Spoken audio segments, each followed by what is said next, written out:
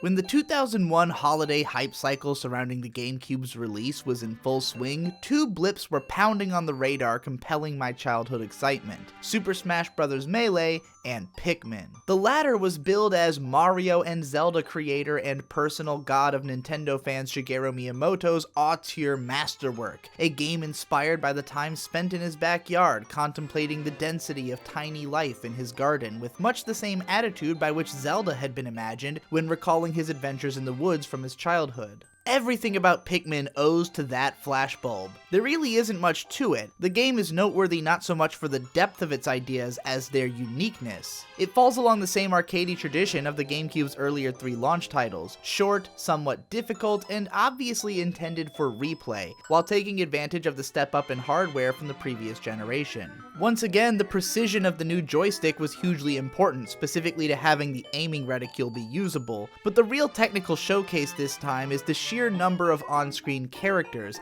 as players command up to 100 delightfully animated Pikmin.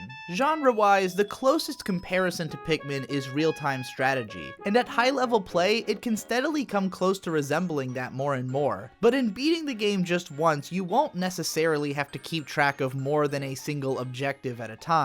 Rarely are you tasked with defending yourself from enemies actively trying to engage you. Most of the time, you'll be planning out a strategy for handling a specific encounter or solving environmental puzzles. Your most active adversary in Pikmin is time. Your player character, Olimar, an anagram of Mario in Japanese, is an astronaut who crash lands on what seems to be a bizarro version of Earth, and is incapable of breathing oxygen. His life support system will last for 30 days, and as long as he can gather the 30 pieces of his ship which have scattered on the way down, he will be able to make it home safely. The plot conceit is baked directly into the game's unique rhythm. Each morning, Olimar ventures out in search of parts, and at nightfall, when the world is especially dangerous, he takes his broken ship into the sky and waits it out. For the player, this means that the game is broken into 30 chunks of just under 15 minutes, with the knowledge that if they aren't picking up at least one part every day, they're going to be on the back foot. For a first-time player, this time limit is going to make or break the whole experience. Even though the game is very short, the mere knowledge that you can fail a run completely by wasting too much time puts a huge amount of stress onto every single second of gameplay. It's good that the game actually asks you at the end of each day if you even want to save, and then whether or not you'd like to continue from the last save if you chose not to, as the probability that you're going to screw up a number of times while trying to learn exactly what to do for each part is pretty high. When I was a kid, I didn't know about save scumming, and didn't really consider what the game was suggesting by asking if I wanted to save. I had the strategy guide for the game, but made too many mistakes in my execution and usually gave up within the first 5 days, just out of fear of having to start the whole game over. When I did finally beat the game just the other day, I did so in a straight shot, even with deliberately sacrificing days to just running around and experimenting then reloading the day. The game is short enough that this paranoia was always unjustified. It also isn't necessarily difficult, though the consequences for failure can be dramatic. One of the biggest concessions that the game makes is that only 24 of the parts are actually necessary for completing the game, though getting the best ending requires all 30 and conquering an optional final boss with a massive uptick in difficulty. Plenty of times I collected multiple parts in the same day, but sometimes exhausted a massive percentage of my Pikmin populace in the process. It is much more difficult to farm for Pikmin in later levels, and you are committed to spending the entire day in whichever level you choose to visit at the start of it, so resupplying your army can mean sacrificing a day to return to the starting area.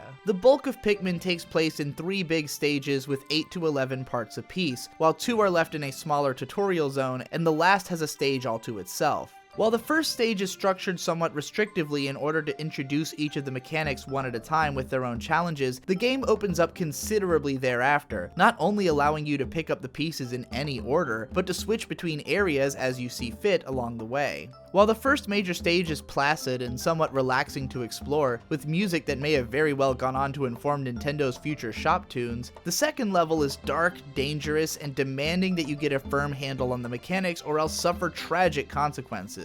By the time you get to the third stage, it feels like you're in Jurassic Park, full of mini-bosses roaming everywhere. It can be seriously intimidating to arrive in a new area without a firm grasp of what to look out for, or with a dwindled Pikmin population, but the satisfaction of gradually clearing and exploring an area until you've dominated is its own reward. Thankfully, enemies do not respawn until a few days after they've been dealt with, so you can clear certain pathways through the levels over the course of multiple days until you've accomplished all the tasks in a certain direction. It's difficult to find any reason to fault Pikmin when it's really the only thing that exists of its kind and is so thoroughly well considered. My biggest complaint is a single technical detail in the pathfinding of the Pikmin. It's incredible that for being able to have hundreds of these things follow you around, none of them ever clip through one another or anything else except when overlapping as a result of being directed to the same spot, and even then they will slowly spread themselves out. That said, it is way too easy for a huge group of Pikmin to get stuck on walls or other random objects when you're trying to rush back through a level, or for red and yellow Pikmin to slip into the water when crossing a bridge or a narrow path and die. That aside, my only reason not to sing the praises of this game to high heaven is that it doesn't feel like it takes the core conceit as far as it could have. It takes a while for acquiring pieces to take much thought or strategy, or for the path of an individual piece to increase in complexity. Obviously, the time limit and making the game accessible to as many players as possible were both factors in keeping things relatively simple, but a skilled enough player can conquer the entire game in less than 15 days and without losing a single Pikmin. It's great that the game is open-ended enough to encourage players to think more strategically and test themselves to play as fast or as perfectly as possible. But in the end, if there had never been a proper sequel to Pikmin, it might have felt like an underexplored idea, limited by its nature as an early console release. Thankfully, sequels do indeed exist. I give Pikmin 14 out of 16 Gamecubes. As simple as it all feels, from Olimar's journals reminiscing broadly about his home life and studying this new world with fascination and ennui, to the stages which I could be convinced were really just natural land formations in some backyard forest if not for the fact that they also make for tightly crafted game levels, to just the mysteriously adorable little Pikmin creatures themselves, the game is incredibly memorable and consistently fun to play. As panic-inducing as it sounds on paper, it's never particularly frustrating, and mistakes are easy to learn from. Completing this game left me not just anticipating the sequel, but feeling that I'd eventually owe it at least a second, more informed run-through just to make up for past mistakes. As a part of the GameCube library, Pikmin is absolutely iconic, and definitely worthy of your time. If you like hearing me talk about GameCube games, be sure and share this video around. Always remember to be the games you want to see. I am Games, signing out.